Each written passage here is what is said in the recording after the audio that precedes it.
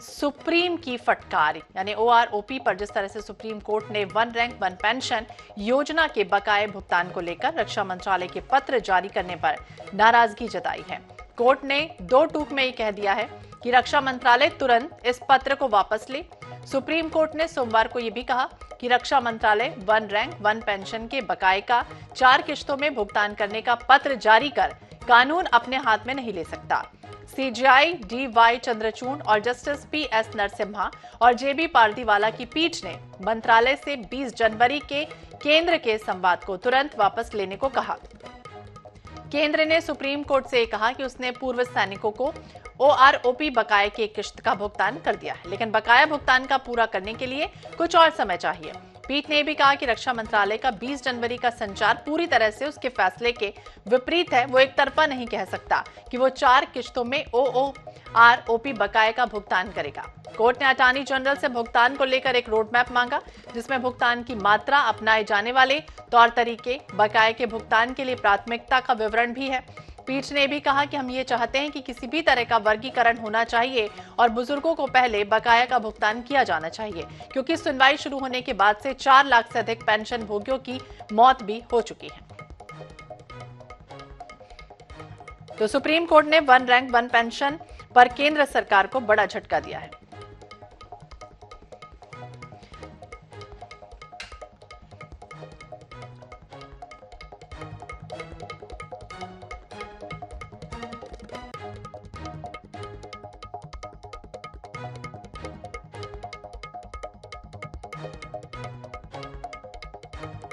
तो supreme court ने one rank one pension पर केंद्र सरकार को बड़ा झटका दिया है। उच्चतम न्यायालय ने 25 लाख पूर्व सैनिकों की बकाया पेंशन का भुगतान करने वाले नोटिफिकेशन पर रक्षा मंत्रालय को फटकार लगाया है। सुप्रीम कोर्ट ने रक्षा सचिव को आदेश दिया कि वो 20 जनवरी को जारी नोटिफिकेशन को तत्काल प्रभाव से वापस लेने के आदेश जारी किए हैं। वहीं रक्षा मंत्रालय ने वन रैंक वन पेंशन की बकाया राशि को 4 किश्तों में जारी करने की विज्ञप्ति निकाली थी।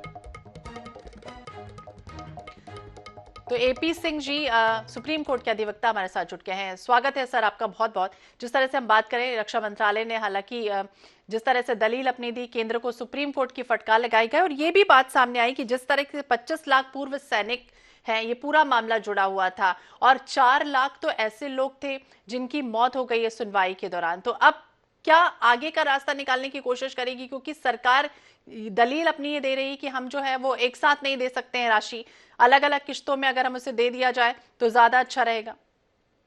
नहीं, आज माननीय सर्वोच्च न्यायालय ने वन रैंक वन पेंशन का जो बहुत समय से विवादित मामला चल रहा था, उस पर कड़ी फटकार केंद्र सरकार को लगाई है और कड़ी फटकार का आशय सरकार को संज्ञान में लाना था कि आप वन रैंक वन पेंशन के इस इशू के लिए सीरियस हो जाए। सीरियस होने की बात कहलाना है कि जिससे कि सीरियस हो और वो इस पर बात करें। सिंह साहब, ये समझना आपसे चाहेंगे कहाँ पेज फंसता हुआ नजर आ रहा है, आखिरकार रास्ता किस तरह से निकलेगा? सुप्रीम कोर्ट ने भी ये कहा कि कोई रोड मैप जो है वो प्रॉपर तरीके से आप बनाइए, अपने तरीके से जो आप मनमानी कर रहे हैं वो नहीं चलेगी।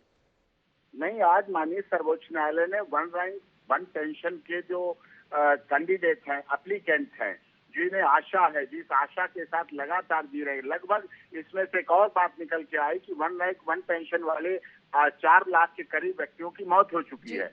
तो वो सब प्लान बनाना है, सरकार को देना है, रक्षा मंत्रालय को देना है और इस पर स्थिति क्लियर करनी है कि वो जल्दी से जल्दी भुगतान हो सके, क्योंकि ये दोनों तरह से भावनात्मक मुद्दा भी है और साथ में राजनीतिक मुद्दा भी है। राजनीतिक मुद्दा जैसे 2024 के चुनाव आने वाले हैं, उसमें राजनीतिक दलों ने जो वादे किए थे वन रैंक वन पेंशन को लेके भी माननीय सर्वोच्च न्यायालय चाहता है कि उसका क्लैरिफिकेशन हो और उस आधार पर आगे निर्णय हो सके, जिसके आधार पर जल्दी सुनवाई हो। ये लिंगरान ना हो, ये मामला तारीख पे तारीख वाला न रह जाए और माननीय सर्वोच्च न्यायालय इसमें पूरी तरह से जागरूक है और देश की भावना, क्योंकि वन रैंक वन पेंशन वाला मामला केवल एक प्रदेश का नहीं है, किसी जाति, क्षेत्र, भाषा, धर्म का नहीं है। गुवाहाटी से चौपाटी, कन्याकुमारी से कश्मीर तक हमारे लाखों लोग हैं जो वन रैंक वन पेंशन के इस केस की वजह से माननीय सर्वोच्च न्यायालय की तरफ कातर निगाहों से, बहुत ही मजबूत और मजबूर निगाहों से देख रहे हैं कि हमें न्याय मिलेगा, हमें जल्दी न्याय मिलेगा। विभिन्न राजनीतिक दलों ने अपने चुनाव में वादे किए, लोकसभा के चुनाव में वादे किए। अब उनका क्या होता है? अब तीसरा भारतीय जनता पार्टी की अलायंस की सरकार का तीसरा चुनाव होने जा रहा है वन रैंक वन पेंशन को लेके। 2009 में भी माननीय मोदी जी ने जब पहली रैली की थी हरियाणा में, उस समय के जो अब वर्तमान में केंद्रीय मंत्री हैं जनरल वीके सिंह साहब के साथ, तो उन्होंने भी उसमें कहा था। तो ये सब बातें सवालात लोगों के सामने हैं और उनके लिए लोग जवाब चाह रहे हैं। जी सिंह साहब, ये भी आपसे सरल शब्दों में समझना चाहेंगे क्योंकि सरकार अपनी तरफ से कहती हुई नजर आई कि हमने पहली किश्त तो जो है वो जारी कर दी है। दूसरी तरफ ये भी बात सामने आई कि 20 जनवरी को 4 किश्तों में भुगतान बकाया राशि जो है वो करनी है, तो 15 मार्च तक हालांकि सुप्रीम कोर्ट ने कहा ये जमा हो जाना चाहिए। कहाँ पेच फंसता है? क्या आखिरकार सरकार क्यों नहीं कर पा रही? एक साथ एक मुश्त में नहीं देना चाह रही, बार बार ये कहती कि हमें और समय चाहिए। देखिए, बजट का मामला है, वित्त मंत्री जी से संबंधित व्यवस्था पैसे की करनी है, रक्षा मंत्रालय से संबंधित मामला है। मामला थोड़ा इतना आसान भी नहीं है जितना लोग समझ रहे हैं कि कोई वही स्विच दबेगा और सारे मकान की लाइट जल जाएगी। ऐसा भी नहीं, कई चीजें देखी जाती हैं, अर्थ की व्यवस्था भी देखी जाती है, फाइनेंस भी देखा जाता है, कहाँ से क्या होना है, कहाँ से पैसा आएगा, फिर कहाँ से आएगा, कहाँ से ये हो रहा है, ये सब चीजें देखनी है। लेकिन बिल्कुल, तो अब देखना होगा क्या कुछ होता है। हालांकि जिस तरह से दलीलें दी गई वन रैंक वन पेंशन पर केंद्र सरकार को बड़ा झटका लगा है। बहुत बहुत शुक्रिया सर बातचीत करने के लिए।